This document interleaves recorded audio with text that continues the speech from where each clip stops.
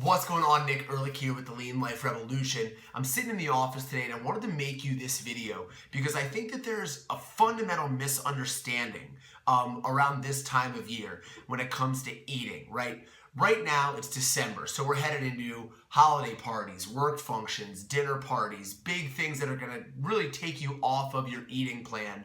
If you're on a really regimented eating plan or you like eating a certain way on a certain schedule, there's going to be a lot of stuff that comes up this month that really kind of throws a wrench in that and can potentially derail you. And so the wrong question to think is when you go to a work party, when you go to a dinner party, when you go to an open house, what are the healthiest bad foods to have? You know, people ask me that all the time. What's the healthiest kind of pizza? What's the healthiest kind of dessert? You know, what's the healthiest kind of burger that I could get?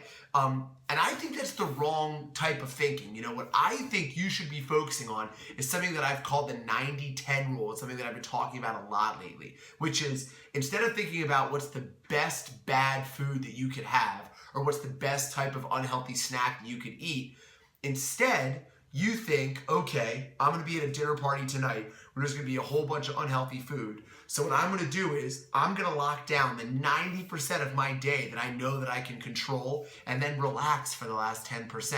You know, if your breakfast is in line, your morning snack is in line, your lunch is in line, your afternoon snack is in line, if all those things are really tight and really close to the program, high protein, moderate carb intake, nice healthy fats, they're on the schedule, you're getting a workout in, then when it comes time to dinner, when you go to that open house or that work Christmas party, just relax. You know, one of the ways that people add stress this type of year is by putting a lot of undue pressure on these situations where they're not going to have control over their intake. And so, sure, we could go through and we could list a whole bunch of things that are served like hors d'oeuvres and dinners and desserts, and we could go through and pick out what are the best of the bad situation. But instead, you could just lock down the 90% of your day, the 90% of your week, the 90% of your program that you can still control, and then let the last 10% go.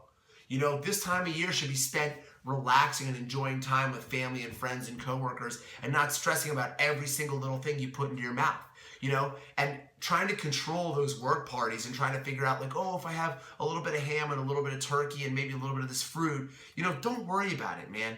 That's the stuff that you're going to get yourself stressed out about. So my message to you today is this. Find the 90% of your program that you can control, you know, all the meals outside of a Christmas party, all the meals outside of a work function. Lock all those things down, and then when it comes time to get to that event, just relax and enjoy yourself. You know, you're not going to get a lot of these, so you might as well make the best of them while you're there. Make good choices, but don't stress about them. And that's how you're going to get through this month without stressing out too badly. Thanks for checking us out. Thanks for joining the revolution. Have a great week, and I'll talk to you soon.